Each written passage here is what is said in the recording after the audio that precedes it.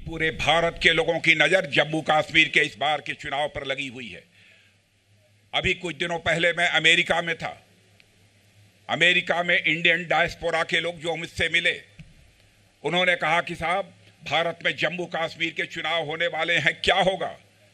तो मैंने तो बहनों भाइयों डंके की चोट पर बोल दिया कि इस बार के जम्मू कश्मीर के चुनाव में Bharatiya Janata party clear majority से अपनी गवर्नमेंट बनाएगी। केंद्र शासित प्रदेश घोषित होने के बाद धारा 370 और 35 से समाप्त होने के बाद आपने देखा होगा पहली बार लोकसभा का चुनाव हुआ है, उसमें 58% से अधिक जम्मू कश्मीर के बहनों भाइयों ने मतदान किया है। लद्दाख का जहां तक सवाल है, लद्दाख के इतिहास में आज तक कभी भी 72% मतदान नहीं हुआ है। यदि हुआ है तो पहली बार इस बार के लोकसभा चुनाव में 72% मतदान हुआ है। जम्मू कश्मीर वासियों ने, लद्दाख वासियों ने बिना किसी भय और पक्षपात के इस बार मतदान हुआ है।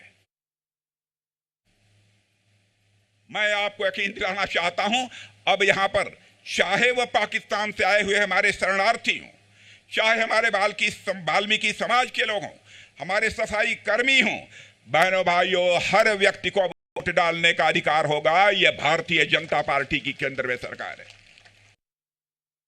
आपने देखा होगा कि यहां पर किस तरीके से टूरिस्ट की संख्या तेजी के साथ बढ़ी है।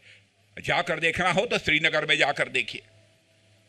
यहां पर लगभग 35 वर्षों तक कभी ताजिया नहीं निकला था। रेल कनेक्टिविटी हो, रोड कनेक्टिविटी हो, इंफ्रास्ट्रक्चर हो, इन सब का कितनी तेजी के साथ विकास हुआ। और बॉर्डर के जो अंतिम गांव हैं, जिनकी बराबर उपेक्षा होती रही है, मैं भारत का रक्षा मंत्री होने के नाते मैं कहना चाहता हूं बहनों भाइयों, हम लोगों ने अपने प्रधानमंत्री के नेतृत्व में यह फैसला किया है कि बॉर्डर के पास का जो अंतिम गांव होगा, अब वह इस देश का अंतिम गांव नहीं कहा जाएगा, बल्कि इस देश का पहला गांव कहा जाएगा। बहनों भाइयों, उस बॉर्डर के गांवों का भी हम तेजी के साथ विकास करेंगे। 2019 के बाद जम्मू कश्मीर के विकास पर हमारी सरकार ने 38,000 करोड़ 38,000 करोड़ रुपया इन्वेस्ट किया है। पहले कश्मीर वैली में चले जाइए, बहुत सारे नौजवानों के हाथों